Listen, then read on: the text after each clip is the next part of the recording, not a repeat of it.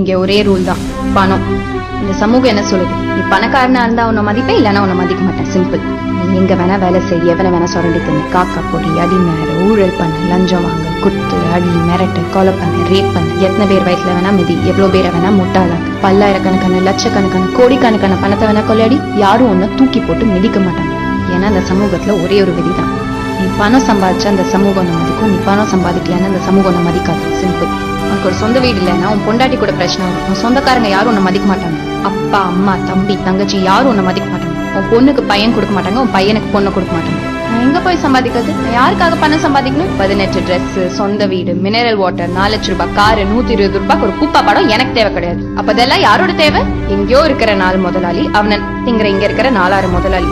உலகத்துல இருக்கிற அத்தனை பணக்கார பணிகளும் கொழுத்து போறதுக்கு தேவை ஒரு பெரிய மார்க்கெட். அந்த மார்க்கெட் தான் இந்தியா. இங்க நம்ம டிவில 100 தடவை விளம்பரம் போட்டானா நீ அவன் சோப்பை வாங்கித்தான் ஆகணும், வேற வழியே கிடையாது.